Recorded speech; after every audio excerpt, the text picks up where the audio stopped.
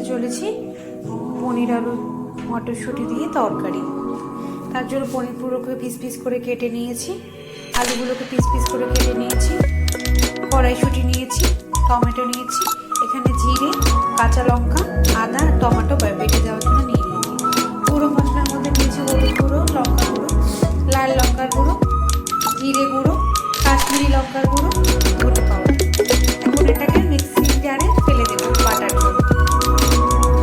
কড়াই গরম হতে দিয়েছি, কড়াই দিয়ে পরিমাণ সরষের তেল পনিরগুলোকে ভেজে নেব। পনির আর আলুগুলোকে হলুদ আর লবণ দিয়ে মেখে নেব।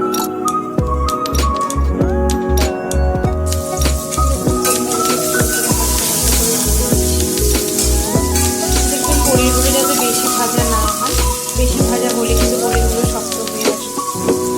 এখন একটা বাটিতে একটু জল নিয়ে আরেক জায়গায় একটু গরম হতে বসিয়ে নেব। দেখুন পনিরগুলো লাল লাল হয়ে এসেছে। এই সময় কিন্তু আমি পনিরগুলোকে কড়াই থেকে নামিয়ে নেব।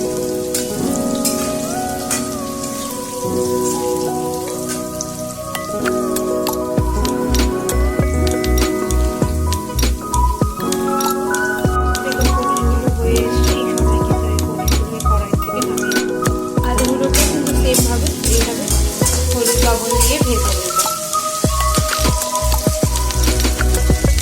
হাতে যে পনির টুকরোগুলো আছে এগুলোকে আপনারা হাতের সাহায্যে বা একটা চামচের সাহায্যে এই গরম জলটা যে আমি ফুটিয়ে দিয়েছি এর মধ্যে একটু নিয়ে পনিরগুলোকে ছেড়ে দেবেন।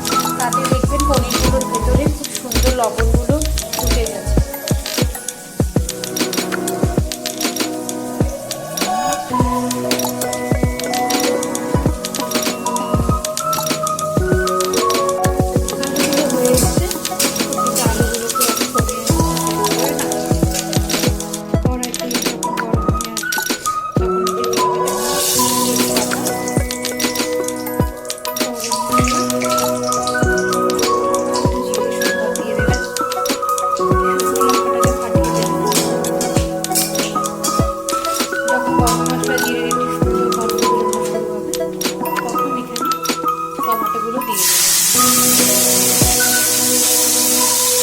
টমেটো এমনিই গলে যায়, একটু নুন ছড়িয়ে দেবে।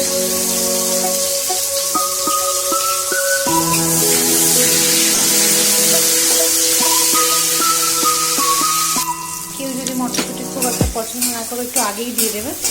যদি একটু ভাজা ভাজা হয়ে যায় তাহলে মটরশুঁটির কাঁচা গন্ধটা একটু কম আসে। দেখুন টমেটো আর মটরশুঁটি গলে এসছে। ওই সময় হলুদ, জিরে গুঁড়ো, ধনে গুঁড়ো যে পেস্টটা বানিয়েছিলেন সেটা দিয়ে দেবেন। সেটা দিয়ে কড়াইটা একটু নাড়তে থাকবেন। ফ্লেমটা লো টু মিডিয়াম ফ্লেমে রাখবেন যাতে মশলাটা নিচে থেকে পুড়ে না যায়। দেখুন লবণ হলুদটা বেশ কষে এসছে। ওই সময় টমেটো, জিরে, লঙ্কা, গরম মশলার যে পেস্টটা বানিয়ে রেখেছিলাম ওটা কড়াইতে দিয়ে দেব। ওটাও কড়াইতে দিয়ে কিছুক্ষণ ভালো মতো 2-4 মিনিট কষতে দেব। দেখুন মশলাটা কিন্তু খুব সুন্দর করে কষে এসছে, সুন্দর একটি পনিরের তরকারির রং বেরিয়েছে। ওই সময় আমি আলুগুলো দিয়ে দেব।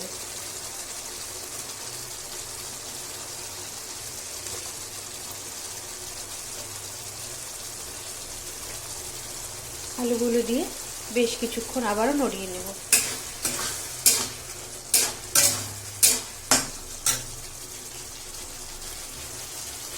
এখন পনিরগুলো উঠিয়ে দিয়ে দেবো।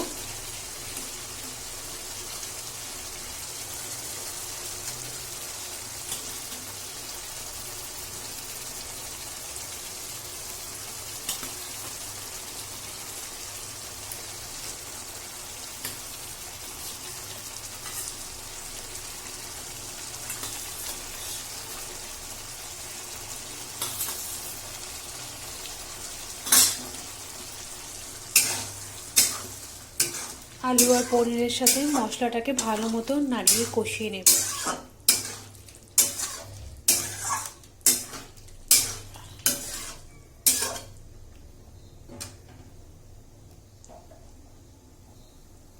কিছুক্ষণ এখন পনিরটাকে হতে দেব।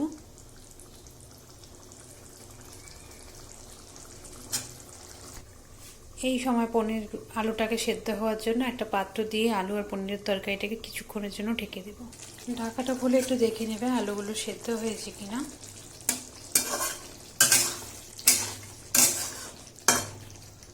ওই সময় আপনি যে পনিরটা ভিজিয়ে রেখেছিলেন জলটা, ওই জলটা কিন্তু সামান্য একটু দিয়ে দেবেন।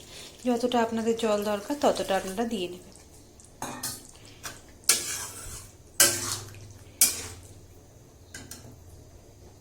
তখন ফ্লেমটা একটু বেরিয়ে একটু গরম মশলার গুঁড়ো আর ঘিটা অপশনাল, আপনারা দিতেও পারেন নাও দিতে পারেন। ঘি পছন্দ করলে দিয়ে দেবেন, গন্ধটা এতে আরও সুন্দর বেরোবে।